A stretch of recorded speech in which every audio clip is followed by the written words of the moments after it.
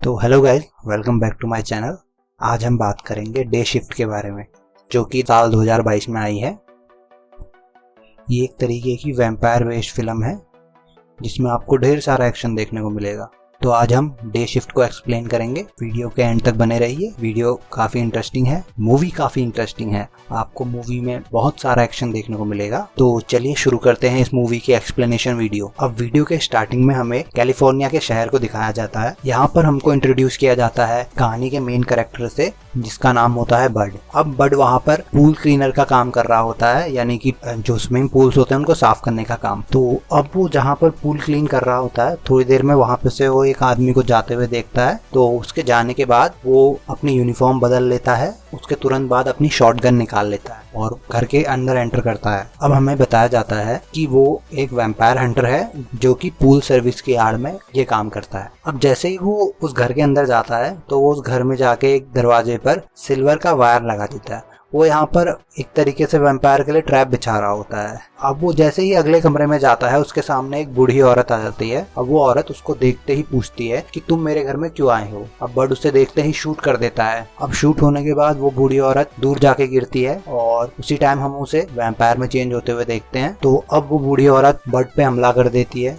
दोनों के बीच में काफी लड़ाई चलती है। लड़ाई के दौरान हम देखते हैं कि जो वैम्पायर होते हैं वो शीशे में नहीं दिखते हैं और ये लड़ाई काफी देर चलने के बाद, काफी मेहनत के बाद बड उस औरत का गला काट पाता है। अब गला कटने से जाहिर सी बात है उस वैम्पायर की मौत हो जाती है और तभी पीछे से एक और वैम्पायर आता है। जैसे ही आ रहा होता है उसका गला कट जाता है। अब यहाँ पर उसका गला उस सिल्वर वायर से कटता है जिसको हमने पहले देखा। बड उन दोनों वैम्पायर को मारने के बाद उनके दांत निकाल लेता है। यहाँ पे हमको ये पता चलता है कि ये उनके दांत बेच के ही पैसे कमाता है और यही उसका काम है। अब उसके बाद वो अपनी गाड़ी लेके वहाँ से निकल जाता है। अब अगले सीन में हमें एक औरत को दिखाया जाता है जिसका नाम ऑड्री होता है, जो वैम्पायर्स की लीडर होती है और ये बेसिकली आपका रियल एस्टेट के बिजनेस में होती है। तो यहाँ पर इसकी अपने साथी के साथ अनबन होने के कारण ये उसको सीमेंट डाल के मार देती है। यहाँ पर हमें बताया जाता है कि उस औरत का सपना है कि वो अपने सभी वैम्पायर दोस्तों के लिए एक बड़ी कॉलोनी बनाए जिसमें वो सब रह सके। अब अगले सीन में हम बड को उसके घर जाते हुए देखते हैं। अब वो अपने घर आता है। बड एक किराए के घर पे रह रहा होता है। अब वो अपने घर आने के बाद नहाने लगता है। नहाते समय वो अपने शरीर पे एक येलो कलर का पाउडर लगाता है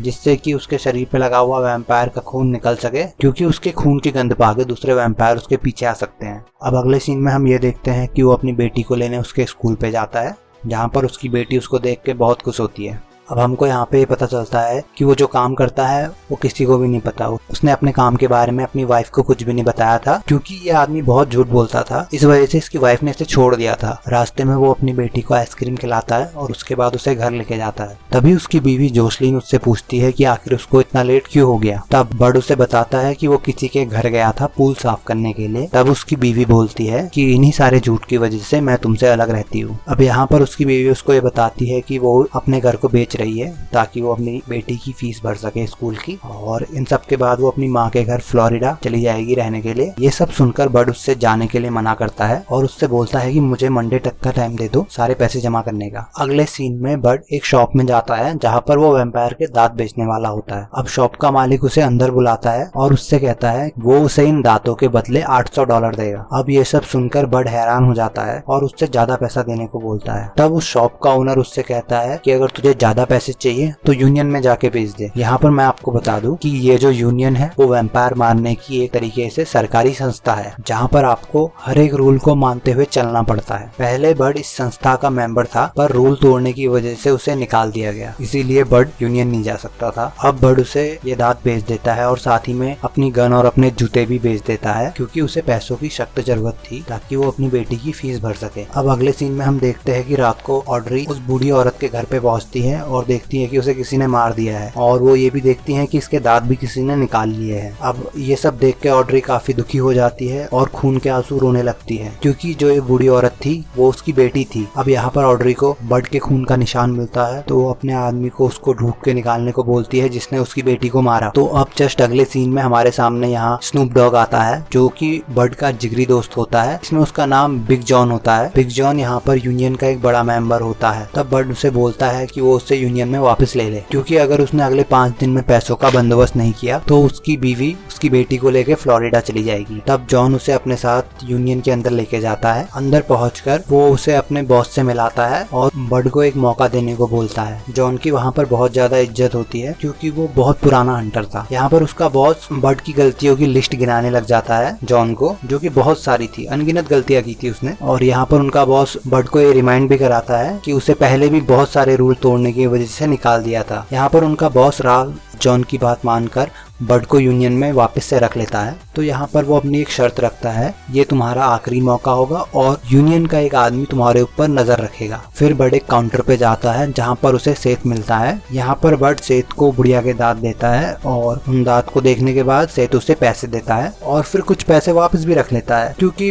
बड का पहले से ऑर्गेनाइजेशन के साथ उधार था। तभी वहाँ पर उनका बॉस राल्फ आके उनको मिलवाता है और उन दोनों को एक साथ काम करने को बोलता है। उसके बाद सेठ जाके राल्फ से बात करता है और ये बोलता है कि उसे बाहर काम करना नहीं है और बाहर काम करने के लिए उसे मना करता है। इसके जवाब में राल्फ कहता है कि अगर तुम्हें प्रमोशन चाहिए तो ये काम करना पड़ेगा और उसे ये भी बोलता है कि इसकी सारी गलतियों को नोट करना और मुझे रिपोर्ट करते रहना ताकि मैं इसे यूनियन से बाहर निकाल सकूं दोबारा से। अब अगले दिन हम बड को उसके अड्डे पर पेपर क्राफ्ट बनाते हुए देखते हैं क्योंकि वो जितने वैम्पायर मारता था उतने ही क्राफ्ट बनाता था। तभी उसे मिलने सेठ आता है। वो बहुत डरा हुआ होता है क्योंकि उसने ऐसा काम पहले कभी नहीं किया था। बड अपने अगले शिकार के लिए सिल्वर की गोली बना रहा होता है। उसके बाद वो अपने अगले शिकार के लिए वहाँ से निकल जाते हैं। क्योंकि सेठ बहुत नर्वस था इस वजह से बड उसे गाड़ी में ही छोड़कर चला जाता है। अब दूसरी तरफ हम ट्रॉय को देखते हैं जिसके ऊपर रोडरी हमला कर देती है और उसे घायल कर देती है। ट्रॉय की दुकान में बहुत सारे वैम्पायर के दांत देखने के बाद रोडरी काफी भड़क जाती है, पर हमें रोडरी से ये बात पता चलती है कि अगर हम वैम्पायर के दांत निकाल दे तो वो जिंदा नहीं बचते हैं और ये वही एकमात्र ऐसी चीज है जो दोबारा पैदा नहीं कर सकते। अब रोडरी ट्रॉय को अपनी बेटी के कातिल के बारे में पूछती है लेकिन ट्रॉय उसे बताने से मना कर देता है, इसीलिए ऑड्री उसे जान से मार देती है। दूसरी तरफ बड अपनी शॉटगन लेके बिल्डिंग के अंदर घुसता है। तभी वो वहाँ पर 2 वैम्पायरों को बिल्ली को खाते हुए देखता है, जिसके बाद वो 2 वैम्पायर उस पर हमला कर देते हैं और वो उन वैम्पायरों को शॉटगन से शूट करके उनमें से 3 वैम्पायर को मार देता है। तभी यहाँ पर उसे एक और वैम्पायर हमला कर देता है। तभी सेठ नीचे से आता है, बड को मुसीबत में देख के उसे गन पास करता है। अब बड उस वैम्पायर को उस गन से शूट करके मार देता है, जिसके बाद सारे वैम्पायरों के दांत निकाल लेते हैं। अब यहाँ बाहर आग से उल्टी कर देता है और साथ में अपनी पैंट में शूशू भी कर देता है। तब बड उससे कहता है कि ऐसा पहली बार में हो जाता है तो चिंता मत करो, वक्त के साथ सब ठीक हो जाएगा। बड सेठ को उसके घर छोड़ते समय वो पीला पाउडर देता है और नहाने के सबे लगाने को बोलता है। तभी यहाँ पर बड को सेठ की डायरी मिल जाती है जिसमें बड के खिलाफ कंप्लेन लिखी हुई थी। अब बड रात को अपने घर जाता है जहाँ पर उसे उसकी नई पड़ोसी हैदर मिलती है। हैदर उसे बताती है कि वो इस बिल्डिंग पर नई शिफ्ट हुई है और बड उसका सामान रखाने में मदद करता है। इन सब के बाद वो दोनों काफी अच्छे दोस्त बन जाते हैं। अगली सुबह बड सेठ को पिकअप करने जाता है। अब सेठ के गाड़ी में बैठते ही बड वो डायरी पढ़ने लगता है जिसके अंदर उसकी सारी कंप्लेन लिखी हुई थी। अब यहाँ पर बड गुस्से में उसे बताता है कि अगर हम यूनियन के नियमों के अनुसार चल रहे होते तो हम दोनों अभी तक मर चुके होते। अब यहाँ पर बड उसे अपनी बेटी के बारे में सोच के कुछ दिनों के लिए रुकने को बोलता है और उसकी कंप्लेन ना करने के लिए बोलता है और ये सब सुनने के बाद सेठ मान जाता है। अब बड उसे लेके अपने दोस्त की शॉप में जाता है। यहाँ पर वो ये देखता है कि उसका दोस्त मर चुका था और उसने उस वैम्पायर को उसका नाम भी बता दिया था क्योंकि उस वैम्पायर ने ट्रॉय के सारे दांत निकालकर टेबल पर बड का नाम लिखा हुआ था। अब यहाँ पर से डेड बॉडी देखने के बाद उसे यूनियन में रिपोर्ट करने को बोलता है, पर बड उसे मना कर देता है। यहाँ पर सेठ उसकी बात ना मानकर यूनियन में कॉल करने की कोशिश करता है, पर बड उससे फोन छीन लेता है। यहाँ पर बड कहता है कि अगर तुम रिपोर्ट करोगे तो इसमें काफी समय चले जाएगा और उसके पास यहाँ पर समय बिल्कुल नहीं है क्योंकि अगर मैंने मंडे तक पैसों का इंतजाम नहीं किया तो मेरी बेटी मुझसे दूर चली जाएगी। ये सब सुनने के बाद सेठ मान जाता है और बड का साथ देने को बोलता है। जब रात को बड अपने घर जाता है तो वो हैदर के घर में एक अजीब आदमी को देखता है जो उसे परेशान कर रहा था। उसके बाद वो अपने रूम में चला जाता है। अब अगली सुबह दोनों वैली में जाते हैं जहाँ पर जॉन उसे वैम्पायर का एड्रेस दिया था। तभी यहाँ पर 2 और हंटर भी आ जाते हैं जो कि वैम्पायर्स को मारने के लिए आए थे।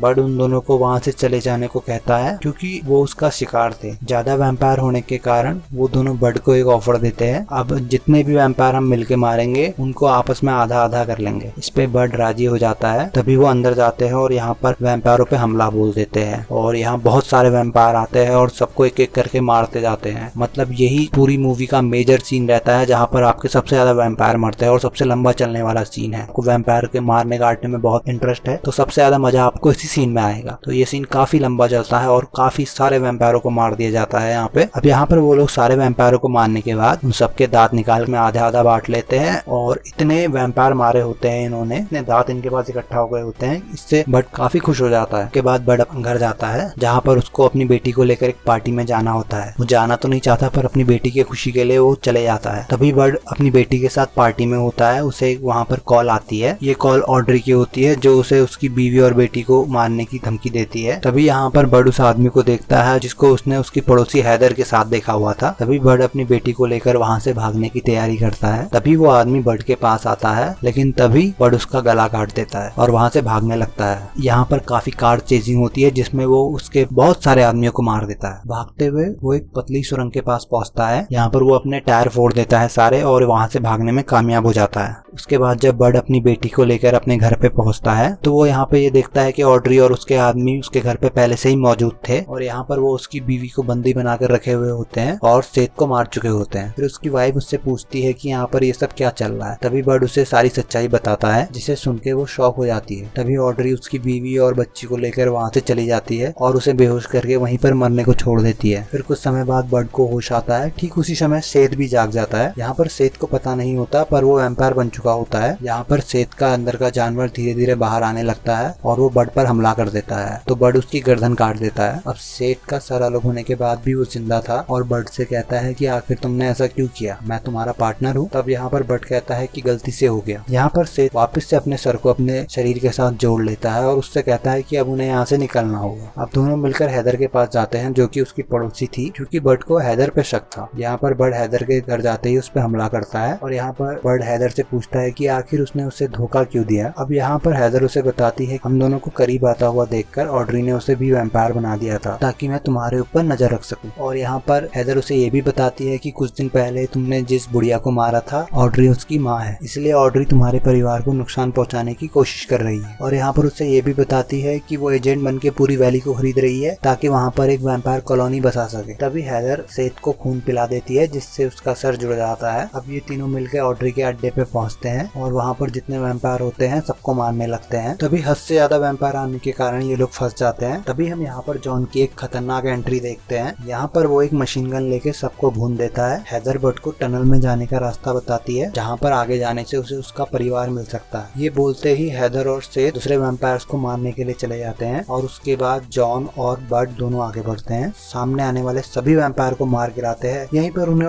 ऑड्री का बनाया हुआ सनस्क्रीन लोशन भी मिलता है जिसको लगाने के बाद वैम्पायर धूप में निकल सकते हैं। यहाँ पर ये दोनों काफी सारी गन देखते हैं जो कि वैम्पायर को मारने के लिए बनाई हुई। अब वो लोग ये सोचते हैं कि आखिर एक वैम्पायर वैम्पायर को मारने वाली गन क्यों रखेगा। बात को इग्नोर करके आगे बढ़ जाते हैं। अब यहाँ पर ऑड्री के आदमी को बर्ड की गंध मिल जाती है जिसके बाद ऑड्री उसे पकड़ के लाने को भेजती है। अब उधर बर्ड और जॉन एक सुरंग से होते हुए आगे बढ़ते हैं जहाँ पर काफी सारे वैम्पायर उन पे हमला कर देते हैं जब वो सुरंग के अंदर होते हैं। इन सब फाइट के दौरान वो काफी वैम्पायर्स मारते हैं बट तभी जॉन को एक वैम्पायर काट लेता है। इस वजह से जॉन बर्ड को गेट के बाहर कर देता है और गेट को लॉक कर लेता है। तो जैसे ही गेट लॉक हो जाता है बर्ड उसे बोलता है कि तुम ऐसा क्यों कर रहे हो। तब यहाँ पर जॉन उसे कहता है कि तू मेरे बारे में मत सोच, तू अपनी बीवी और बच्ची को बचा। फिर बर्ड वहाँ से चला जाता है और हम कुछ देर बाद देखते हैं कि जॉन की गोलियां खत्म हो जाती है। तभी उसके बाद जॉन एक बॉम्ब निकाल के उसको ब्लास्ट कर देता है जिससे सभी वैम्पायर मर जाते हैं। इसके बाद तभी यहाँ पर ऑड्री का आदमी आ जाता है और बर्ड को खूब मारने लगता है। तभी सेठ और हैदर वहाँ आके गिरते हैं और तभी हैदर बर्ड को वहाँ से जाने को बोलती है और उसके बाद दोनों मिलकर फाइट करते हैं। इस तरफ जब ऑड्री बर्ड की बीवी को मार रही थी तभी बर्ड वहाँ पर आ जाता है। यहाँ पर ऑड्री बहुत ताकतवर होती है तो वो बर्ड की बहुत बुरी तरह पिटाई करती है। उसकी स्पीड काफी तेज होती है, इस वजह से बर्ड उसके रिस्पॉन्स में कोई जवाब ही नहीं दे पाता है और यहाँ पर वो बुरी तरह पिट जाता है। अब यहाँ पर ऑड्री जैसे ही बर्ड को काटने वाली होती है तभी उसकी बीवी आकर ऑड्री के सीने में एक भाला घुसा देती है। फिर भी उसे कोई ज्यादा फर्क पड़ता नहीं है, वो फिर भी उन दोनों को मारने लगती है। दूसरी तरफ सेठ और हैदर सर दोनों मिलकर उस आदमी के